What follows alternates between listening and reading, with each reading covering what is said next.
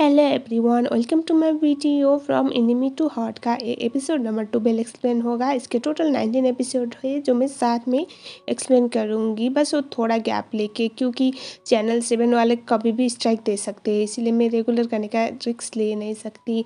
हमने last part तक देखा था, जेट को विन और रिन के इन्वॉल्वमेंट के बारे में पता चल गया था, मतलब शायद इन दोनों का कुछ तो लिंकअप था और वो सोफिता को अपनी शादी पोस्टपोन करने के लिए बोल रहा था। वो पहले तो मना करती है, लेकिन बाद में वो ओके बोल देती है, मतलब वो कर लेती है तो ओके बोल देती है। हम लोग ये सब बोल सकते हैं, जिस बात की वजह से जेट काफ़ी ज़्यादा खुश था।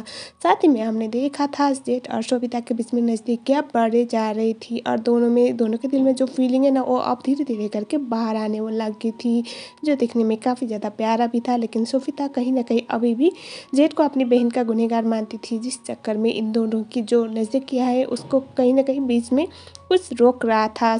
हम आज के एपिसोड की स्टार्टिंग में देखते हैं, सोफिता डॉक्टर के पास थी और अब वो थोड़ा बेटर हो चुकी थी पहले से, और वो बोल रही थी कि अब मुझे प्रॉपर्ली नींद आने लगी है। और जो सुनने के बाद डॉक्टर बोलते कि क्योंकि आपने अपने दिल में जो भी छुपा हुआ था सब कुछ बाहर निकाल दिया उस बात की वजह से, और वो उसे इसी तरह से रहने के लिए बोल रहे होते हैं। उसके बाद हमें दिखाया जाता है जेट एक रूम में जाता है, वहाँ पर वो फोटो एल्बम देखने लग जाता है जहाँ पर रीन के फोटोज थे। जी, जब फ़ोटो देख रहा था तो उनमें से एक छोटे एज वाला फ़ोटो था जहाँ पर रीन थी, रीन के साथ एक लड़की थी और पीछे लिखा हुआ था कि हम दोनों कभी भी अलग नहीं होंगे। ये देखने के बाद वो शॉक हो जाता है, वो सोचता है ये कौन होगी, और साथ ही में रीन का डायरी भी उसे वही बेड पे मिल जाता है। तो ये सोफिता का रूम था। वहाँ पर उस डायरी को वो खोलता है तो उस पर लिखा हुआ था कि हम दोनों एक दूसरे को बहुत चाहते हैं और हम दोनों हमेशा एक इटालियन रेस्टोरेंट पे जाती है, क्योंकि वहाँ पर हमें कोई भी पहचानता नहीं है और मुझे नहीं लगता हमारा साथ बहुत लंबे समय तक का होगा, लेकिन मैं उसे बहुत पसंद करती हूँ। आई नो एक गलत है, ऐसा उसने लिखा हुआ था। साथ ही में जो रीन थी उसको फ्लैशबैक में थोड़ा थोड़ा दिखाया जा रहा था, अभी भी बंदे का फेस रिवील हुआ नहीं है। और उसके बाद हम देखते हैं अगले वाले सीन में जो जेट था वो जाता है केट के पास और वही फ़ोटो वो दिखा देता है। तो ऑब्वियसली एक केट तो नहीं थी। केट बोलती कि ओ मुझे याद आया, जब वो एलिमेंट्री स्कूल यानी कि छोटे वाले स्कूल में थी तभी एक लड़की थी जिसको वो अपनी बेस्ट फ्रेंड कहा करती थी, मुझे उसने बाद में बताया था। वो दोनों बहुत अच्छे थे एक दूसरे के साथ, और वो जो लड़की है वो बहुत गरीब फैमिली को बिलोंग करती थी, तो रिन के पापा ने उसके हायर स्टडी के लिए पैसे पे किया था, ऐसा वो बोल देती है। और उसके बाद उसका नाम वो ऑन बोलती है। और उसके बाद केट को ये पता नहीं था कि वो लोग बाद में कहाँ गए, क्योंकि रीन और उसकी फैमिली यानी कि सोफिता सब लोग तो वापस बैंकॉक आ गए थे। बस इतना ही बता देती है। हम फिर से देखते हैं फ्लाई इधर रीन के ग्रेवयार्ड पे विन आया हुआ था, फ्लावर रखता है। हम चलते हैं इसके वाले फ्लैशबैक में, जहाँ पर सच्ची में रीन और विन एक दूसरे को बहुत प्यार करते थे, डेट कर रहे थे। ये तो अनएक्सपेक्टेड था गाइज। आप लोग बताओ, आप लोग ये एक्सपेक्ट कर रहे थे या फिर नहीं? और वो उसमें क्या था ना, वो दोनों एक दूसरे को डेट कर रहे थे, बहुत प्यार करते थे, लेकिन एक टाइम आने के बाद रीन उसे छोड़ देती है, ये कहते हुए कि मैं सोफिता को हर्ट नहीं कर सकती। और तभी उनने प्रॉमिस किया था कि मुझे पता है तुम मुझसे प्यार करती हो और मैं सोफिता को किसी बहाने से छोड़ दूंगा, उससे ब्रेकअप करके मैं तुम्हारे पास आ जाऊंगा। उसने ये बोला हुआ था। अभी प्रेजेंट में दिखाया जाता है, वो इन यही बातें बोल रहा था कि अगर मुझे लाइफ में किसी भी चीज़ को चूज करने का मौका मिलता तो मैं हमेशा तुम्हें चूज करता रीन, मैं तुम्हें बहुत प्यार करता हूँ। और वो ये प्रॉमिस करता है कि जिसकी वजह से तुम्हारी जान गई है मैं उसे तो नहीं छोड़ूंगा, ऐसा वो बोल रहा था। अब हमें दिखाया जाता है सोफिता के पास, सोफिता को ढूंढ रही थी, तभी वहाँ पर जेट आता है। वो जेट को पूछते कि तुम डायरी ले गए थे क्या? तभी जेट उसे बोलता है कि तुम जब ड्रामा कर रही थी ना, डायरी खो गया वो वाला, तुम्हें तो याद भी नहीं। तभी सोफिता बोलती कि मुझे डायरी वापस दो। जेट बोलता है कि तुम्हारी प्रॉब्लम क्या है, क्या करोगे तुम डायरी का? तभी वो बोलती कि मैं इसको जला दूंगी ताकि सारी मुसीबतें ख़त्म हो। तभी जेट बोलता है कि तुम डर रही हो ना, अगर डायरी में पूरा लिखा हुआ पढ़ोगी तो तुम गलत साबित होगी, मुझे इतने टाइम से ब्लेम कर रही थी वो गलत साबित होगा। तभी वो उससे बोलती है कि तुम ऐसा कैसे कह सकती हो, अगर तुम उसके साथ नहीं थे तो कौन था, मतलब उसका बॉयफ्रेंड। तभी जेट उसे बोलता है कि वो विन था, और वहाँ पर मैनेजर ने भी कंफर्म किया हुआ है, वो दोनों साथ में वहाँ पर जाया करते थे। ये सुनने के बाद वो बोलती है सोफिता कि ऐसा हो ही नहीं सकता, मेरी बहन मुझे क्यों इस बैक स्टैप करेगी, और उसमें विन का नाम तो नहीं लिखा ना। ये सुनने के बाद जेट बोलता है कि विन का नाम नहीं लिखा, लेकिन मेरा कहाँ पर लिखा हुआ है, तुमने देखा क्या मेरा नाम रिन की डायरी में? तुम डर रही हो, अगर वो डायरी पूरा पढ़ने के बाद सच सब सामने आएगा और तुम ना पछताओगे। जब तक पूरा सच बाहर नहीं आता, पूरा डायरी नहीं पढ़ लेता ना, मैं तुम्हें डायरी वापस नहीं देने वाला। एक बात याद रखना, मैं तुम्हें अपने घुटने पे लेकर माफ़ी मांगाऊंगा, ऐसा वो बोलता है। और सोफिता उससे बोल रही थी कि मुझे डायरी वापस दो, और तभी जेठ उससे ऐसे पकड़ता है और वो बोलता है कि तुम मेरे साथ कुछ ज़्यादा ही हिम्मत नहीं दिखा रही हो, मुझे लगता है मैं तुम्हें पनिशमेंट देने वाला हूँ, मैं तुम्हें किस कर रहा हूँ, और बोल के उसे काफ़ी करीब आता है। तभी सोफिता, एक होता है ना जो मुक्का मारने वाला रॉड का, तो वो उसके गले पे ऐसे रख के बोलते कि ठीक है, अगर हिम्मत है तो करके दिखाओ। तभी जेठ उसे बोलते कि मुझे ऐसा क्यों लग रहा है कि तुम मुझे ऐसे भटका रही हो। तभी सोफिता बोलती कि तुम ट्राई करके देखो, तुम मेरे साथ क्या करना चाहती हो, तुम्हें लगता है मैं चुपचाप बैठूंगी। तभी जेठ उसे बोलता है कि एक बात बताओ, क्या हमारे बीच में जो भी हो उसके लिए तुम्हें कोई फर्क ही नहीं पड़ता? हमारे बीच में जो भी अब तक है, क्या तुम्हारे दिल में कभी भी मेरे लिए एक भी अच्छी फीलिंग नहीं है? ऐसा वो पूछता है। ये सुनने के बाद सोफिता काफ़ी वीक पड़ जाती है, मतलब उसके आंखों से आंसू आने लगे थे। और जेठ और महसूस कर रहा था, देख रहा था। और जेठ उसे बोलता कि क्या तुम्हें 1% भी फर्क नहीं पड़ता मेरे होने से या फिर ना होने से? हमारे बीच में भले ही इतना कुछ हो गया हो, लेकिन अभी तो वो नहीं है ना, तुम्हारी फीलिंग अभी भी कुछ भी नहीं बदली मेरे लिए? ऐसा वो पूछता है। सोफिता, जो जिससे मार रही थी जेठ को, वो ऐसे वापस लेती है और उसके आंखों से आंसू आ रहे थे। जेठ उससे पूछता है कि क्या हुआ है, तुम रो क्यों रही हो? तुम डर रही हो ना अपने दिल की फीलिंग को बाहर लाने में। तभी सोफिता उससे कुछ बोले बगैर वहाँ से निकल जाती है। जेठ उसके पीछे पीछे जा रहा था। सोफिता के जवाब शायद जेठ सुनना चाहता था। जेठ बोल रहा था कि तुम मुझे कुछ आंसर दे क्यों नहीं रही हो, तुम मुझे कुछ कर नहीं पा रहे, इसलिए तुम्हें बहुत फ़र्क पड़ रहा है ना, मुझे बताओ सोफिता। तभी वो बोलती कि कुछ भी मत पूछो, और वो वहाँ से जाने वाली थी। जेठ उसे रोकता है और वो उसे जाने दे नहीं रहा था। उसे बोलता है कि मुझे सच बताओ, तुम्हें फ़र्क पड़ रहा है ना इन सब चीज़ों से? पहले तो मुझे इतना हेट करती थी और अब वो नहीं कर पा रही हो। सोफिता तो ऑलमोस्ट रोने वाली थी, काफ़ी इमोशनल मोमेंट था। लेकिन तभी उस लिफ्ट से बाहर आते हैं कृथा और विन और बाकी सारे लोग। एक्चुअली ना, जो विन जहाँ पर गैम्बलिंग किया करता था, मतलब जहाँ से पैसे लिए हुए थे उसने, उसका मेन बॉस भी आया हुआ था, शिया नाम का। और जेठ जब उसे देखता है तो उसे थोड़ा सा डाउट हो जाता है, और यहाँ पर सोफिता उनके साथ कहीं चली जाती है।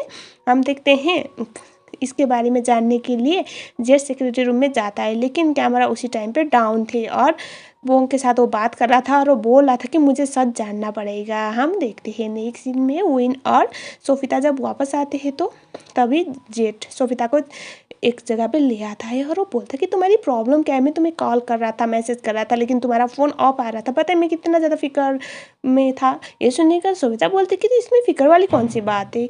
जेठ उससे पूछता है कि तुम कहाँ गई थी उनके साथ, तुम्हें आइडिया है ना तुम क्या कर रहे हो? सोफिता बोलती कि हाँ मुझे आइडिया है। तभी वो बोलते कि तुम्हारा दिमाग खराब है, तुम उसके इतना ज़्यादा पागल हो, तुम उससे इतना प्यार करती हो कि तुम ये जानने के बाद भी वो तुम्हें धोखा दे रहा है, उसने ब्रेन को प्रेग्नेंट किया है, फिर भी तुम उसके लिए इतना पागल हो जा रही हो। तभी ये सुनने के बाद सोफिता बोलती कि वो मेरे फैमिली का हिस्सा है। हाँ, भले ही प्यार ना हो, लेकिन हमारे बीच में कुछ अटैचमेंट तो है और मैं उसको हटा नहीं सकती, ऐसा वो बोल देती है। और ये सुनने के बाद ये भी बोल देती है कि सोफिता कि तुम्हें हमारी पर्सनल मैटर में इंटरफेयर नहीं करना चाहिए। जेट उसे ऐसे वाल पे पुश करता है और उसे किस करने वाला था। सोफिता अपना मुंह मोड़ लेती है और वो बोलती कि प्लीज़ अब रुक जाओ, इससे ज़्यादा मत आगे आना। और वो बोलती कि जो भी उस टाइम हुआ ना, उस रात हमारे बीच में, उसके लिए अभी भी मैं अपने आप को माफ़ नहीं कर पा रही हूँ। पता है सबसे बुरा तो किस बात पे लगता है? मैं अपनी बहन के किलर को किस कर रही थी, कितना ख़राब लगता है। पता है इतना एम्बैरेसिंग है, मैं अपने आप पे नज़रें नहीं मिला पा रही हूँ और इसके आगे हमारे बीच में कुछ हो नहीं सकता। तो प्लीज़ एक लिमिट पे रहो, हमारे बीच में इतने ज़्यादा कन्फ्यूजन और इतना ज़्यादा एम्बैरेसमेंट मत फैलाओ, ऐसा वो बोल देती है। सुनने के बाद जेठ तो कुछ बोल ही नहीं पाता। जेठ बोलता है ओके मैं समझ गया, लेकिन तुम्हें ये तो पता है ना वो गैम्बलिंग करता है। ये सुनने के बाद सोफिता बोलते कि हाँ मुझे पता है और उन्होंने मुझे प्रॉमिस किया हुआ है कि वो छोड़ देगा। जेठ बोलता है कि तुमने यकीन कर लिया उसकी बातों पे, और मैं कुछ भी बोलूँ लेकिन तुम्हें यकीन नहीं है। तभी सोफिता बोलती कि कपल्स लड़ते हैं और बाद में एक हो जाते हैं, तुम जैसे आउटसाइडर को इन सब में इंटरफेयर नहीं करना चाहिए। सोफिता का हाथ पकड़ के जेठ बोलता कि पर मैंने अपने आप को कभी भी आउटसाइडर सोचा नहीं है, एटलीस्ट उस रात के बाद तो नहीं, जो भी हमारे बीच में हुआ है। इस सुनने के बाद सोफिता उसका हाथ झिझकते हुए बोलती कि झड़कते हुए, हमारे बीच में कुछ भी नहीं हुआ था, तुम उस चीज़ को इतना मत बढ़ाओ, कुछ भी नहीं है हमारे बीच में। तभी जेठ उसे बोलते कि नहीं है, कुछ है हमारे बीच में जो तुम ऐसे कर नहीं पा रहे हो, एटलीस्ट मैं तो उस चीज़ को इस तरह से जाने दे नहीं सकता, कुछ है हमारे बीच में। तभी सोफिता बोलती है कि जो भी हुआ है उस टाइम पे हमारे बीच में वो ना ऐसे था कि जैसे मैं बहुत ज़्यादा केयरलेस थी और तुम भी केयरलेस थे और एक गलती है, ऐसा समझे कि हम दोनों के बीच में कुछ वन नाइट स्टैंड जैसा हो गया, जो रात को हो गया और दिन में हम भूल गए। ऐसा ही है मेरे लिए, वो चीज़ मेरे लिए इतना मायने नहीं रखता, तो इस चीज़ को इतना बढ़ावा मत दो। मैं अपने आप को ऑलरेडी बहुत ज़्यादा गिल्ट में डाल रही हूँ इस बात की वजह से। मैं अपनी बहन के किलर के साथ कैसे ये सब कर सकती हूँ, ये सोचती हूँ। ऐसा वो बोलती है। ये सुनने के बाद सुविता को, इस तरह से देखने के बाद जेट बहुत बुरी तरह से उसे बुरा लगता है और वो बोलता है कि ओके, एटलीस्ट अब मुझे इतना तो गिल्ट नहीं रहेगा ना, मैंने कुछ किया है। और उसके बाद उसे देखते हुए बोलता है कि मैंने तुमसे बदतमीज और तुमसे पत्थर दिल लड़के अपने लाइफ में नहीं देखा। मुझे तो लगा था जो भी हुआ है हमारे बीच में कुछ है और मैं जेंटलमैन बनते हुए उस चीज़ का रिस्पॉन्सिबिलिटी लेना चाहता था। मैं एटलीस्ट नहीं चाहता था कि तुम हर्ट हो जाओ, लेकिन नहीं, तुम अगर ऐसा सोचती हो तो अब मुझे कोई टेंशन नहीं है। मैं भी एटलीस्ट जेंटलमैन नहीं बनूंगा, तुम्हारे लिए फिक्रमंद नहीं दिखाऊंगा, मैं तुम्हारे लिए और नहीं रहूँगा, तुम जहाँ भी जाना जा सकती हो, ऐसा वो बोलता है। ये सब सुनने के बाद वो वहाँ से जाने वाला था। सोफिता उसके पीछे जाके उसे रोकती है। जेट सोफिता को देखता है। सोफिता अपने मन में बोलती है कि ये सब इसलिए बोल रहा है क्योंकि ये अपने आप को अच्छा साबित करवाना चाहता है, इसके अलावा कुछ भी नहीं है, इसके दिल में मेरे लिए कुछ भी फीलिंग नहीं है, ना ही मेरे दिल में होना चाहिए, ये सब गलत है, ऐसा वो अपने मन में बोल रही थी। उसके बाद सोफिता जेट को कुछ बोले बगैर वहाँ से चली जाती है। जेट भी काफ़ी ज़्यादा सैड वाला मूड में आ जाता है। हम देखते हैं अगले वाले सीन पे सोफिता को कोई एक लेटर भेजता है जहाँ पर लिखा हुआ था कि कृथा आज वेयर हाउस में जाने वाला है और वहाँ पर कुछ तो इलीगल होगा। ऑब्वियसली आप लोग समझ आओ मैं क्या कहना चाहती हूँ। सो उसके बाद वो तुप्तिम को बोलती कि जल्दी से जेठ को बुला के लाओ, लेकिन जेठ तो अभी यहाँ था नहीं। हमें दिखाया जाता है जेठ को वो घर पे वो रीन की डायरी को पढ़ रहा होता है और इतना बुरा सिचुएशन इस टाइम पे था क्योंकि रीन ने डायरी में साफ साफ लिखा हुआ था कि वो जेठ को कभी भी पसंद नहीं करती थी, बस वो जेठ के साथ थी, कोई रीज़न नहीं था, ऐसे ही शायद वो उसके साथ अट्रैक्ट हो गई थी, लेकिन वो हमेशा से दूसरे बंदे से प्यार करती थी और वो उसके बच्चे की माँ भी बनने वाली थी, लेकिन उस बंदे ने उस बच्चे को अबॉर्ट करने के लिए बोल दिया था, जिस बात की वजह से रीन काफ़ी ज़्यादा बुरी तरह से टूट गई थी। अब जेठ वापस घर आता है तो यहाँ पर तुप्तिम और पोंग आके बोलते कि सोफिता कृथा के पीछे पीछे वेयर हाउस गई है, प्लीज़ तुम जल्दी जाओ। और जेठ परेशान होते वहाँ पर चले जाता है। सोफिता सीधा अंदर चली जाती है। ए नहीं, पहले की तरह मैडम फिर से पकड़ी गई, यानी कि जो कृथा था उसने सीसीटीवी कैमरा फिट किया हुआ था वहाँ पर और जेठ भी जैसे तैसे वहाँ पर पहुँच गया और वो पहले सोफिता को बहुत डांटता है, मतलब तुम समझती क्या हो अपने आप को, कोई सुपर वुमन हो जो हमेशा ऐसे अकेले आ जाती हो। और उससे पूछती कि तुम गए क्या थे, मैंने तुम्हें कांटेक्ट करने की ट्राई तो किया था ना। और उसके बाद पिछले बार की तरह हम फंस जाए इससे पहले हम यहाँ पे कुछ ढूंढ लेते बोल के वो दोनों ढूंढने लग जाते हैं कृथा के against plan. And then guys होता क्या है ना, कृथा और उसके असिस्टेंट वापस आते हैं और उसके बाद वो दरवाज़ा बाहर से बुरी तरह से लॉक कर देते हैं। और ये ऐसा फ्रीजर रूम जैसा था, मतलब इतना ऐसा होता है ना पूरी ठंडे आने वाला रूम, और मुझे नहीं पता ऐसे रूम को क्या बोला जाता है, लेकिन वो लोग ना उसका टेम्परेचर माइनस से भी माइनस माइनस माइनस में कर देते हैं। और अब सोफिता और जेठ को आइडिया हो गया यहाँ पर क्या होने वाला है। दोनों ऐसे बाहर निकलने की ट्राई कर रहे थे लेकिन होता नहीं है। सो इन लोगों को यहाँ पर कॉम्प्रोमाइज़ करना पड़ता है। सोफिता को जेठ पूछता है कि तुम ठीक हो ना। सोफिता बोल रही थी कि हाँ मैं ठीक हूँ, लेकिन बेचारी काँप रही थी। जेठ उसे अपना जैकेट ओढ़ाता है और वो बोलता है कि तुम्हारी प्रॉब्लम क्या है, तुम्हें हमेशा इतना टॉप बनने की ज़रूरत क्या है, कभी कभी प्रॉब्लम में है तो बोलो ना प्रॉब्लम में हो, और कभी हेल्प चाहिए तो ये भी बोला करो कि मुझे हेल्प चाहिए। और तभी वो उसे बोलती है कि तुम अपने आप को सुपरमैन समझ रहे हो। तभी जेठ उसे गले लगाते हुए बोलते कि नहीं नहीं मैं सुपरमैन नहीं समझ रहा हूँ, मुझे भी ठंडी लग रही है, मैं भी मरने वाला हूँ, इसीलिए मैं तुम्हें हक कर रहा हूँ, थोड़ी गर्मी मिले इसीलिए, ऐसा वो बोलता है। और इसके बाद हमेशा दिखाया गया है कि इधर सोफिता और जेठ थे, साथ ही में पोंग और तुप्तिम सोफिता जेठ को ट्रेस कर रहे थे। हमें दिखाया जाता है जेठ उसे बोलता है कि मेरी बात सुनो, इससे पहले हमारे साथ कुछ भी हो जाए मैं तुम्हें कुछ कॉन्फेस करना चाहता हूँ। मैंने रीन का डायरी पढ़ा हुआ था, उसने स्टार्टिंग में अपना जान लेने के बारे में नहीं सोचा था, बाद में किसी ने उसे फोर्स किया हुआ था जान लेने के लिए, वो बच्चे को रखना चाहती थी। सोफिता बोलती कि वो तुम थे। तभी जेठ अपने पॉकेट से डायरी निकालता है और उसके बाद वो उसे दिखाता है और सब कुछ वहाँ पर लिखा हुआ था। ये सब देखने के बाद सोफिता भी शॉक हो गई थी क्योंकि मैडम की आज तक हिम्मत हुई नहीं थी कि रीन की डायरी को वो पूरी तरह से पढ़ ले। और उसके बाद वो तो उसकी ऐसी गोदी में ऐसे ऑलमोस्ट बेहोश होने वाली थी। जेठ उसे उठाने की ट्राई कर रहा था। सोफिता जेठ को अपने करीब खींचती है। जेठ उसे पूछता है कि तुम ये क्या कर रही हो। तभी सोफिता बोलती कि शायद तुम्हारे अंदर की गर्मी मुझे बचाने में हेल्प कर सकती है, वरना मैं इससे ज़्यादा होल्ड नहीं कर पाऊंगी। और उसके बाद वो उसे किस करती है। और उसके बाद हमें दिखाया जाता है सोफिता जेठ को बोलती कि मुझे तुम्हें कुछ बताना है, भले ही तुमने कुछ भी नहीं किया हो लेकिन बार बार मैं तुम्हें ही ब्लेम करती गई। आई नो मैं बहुत ज़्यादा स्टूपिड हूँ। और दूसरी बात सुनो, मैं उनसे ब्रेकअप नहीं कर सकती, ना ही मैं करूँगी, क्योंकि इसका रीज़न ये नहीं कि मैं उनसे बहुत प्यार करती हूँ, बल्कि ये है कि मैं तुम्हें अपने आप से दूर भगाने के लिए उनका इस्तेमाल कर रही हूँ, क्योंकि मुझे डर लग रहा है मैं अपनी बहन के किलर से प्यार कर बैठूंगी, जो मेरे लिए सही नहीं है, मेरे पापा के लिए सही नहीं है, ऐसा वो बोलती है।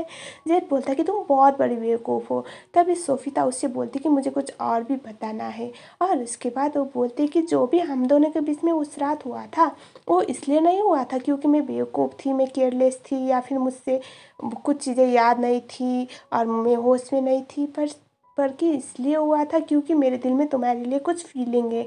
और वो फीलिंग बुरी नहीं, बहुत अच्छी है। शायद मैं इस चीज़ को कभी बता नहीं पाऊँगी, या फिर पता नहीं मैं कल ज़िंदा रह पाऊँगी या नहीं इस बात को तुम्हें बताने के लिए। एटलीस्ट आज बता के तो जाऊँगी, अगर मरूँगी भी तो। ऐसा वो बोलती है और उसके बाद वहीं पर बेहोश हो जाती है। जेट बहुत ज़्यादा डर जाता है और वो उसे उठाने की ट्राई कर रहा था। वो उसे बोलता है कि तुम उसे ऐसे नहीं जा सकती, हमारे बीच में बहुत कुछ है, हम दोनों को साथ में लड़ना है, हम दोनों ऐसे एक दूसरे से अलग नहीं हो सकते, तुम्हें जिंदा रहना है, बोल के वो सोफिता को उठाने की ट्राई कर रहा था। लेकिन सोफिता अब आउट ऑफ कंट्रोल हो गई थी, यानी कि उसका टेम्परेचर बहुत ख़राब तरीके से बिगड़ चुका था।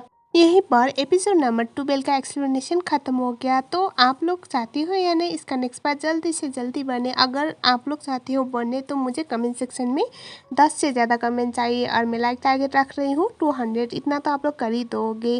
चैनल में नए हो तो चैनल को सब्सक्राइब जरूर कर लेना। इसी तरह के थाई कंटेंट पाने के लिए मिलते हैं नेक्स्ट वीडियो में। तब तक के लिए thank you so much for watching.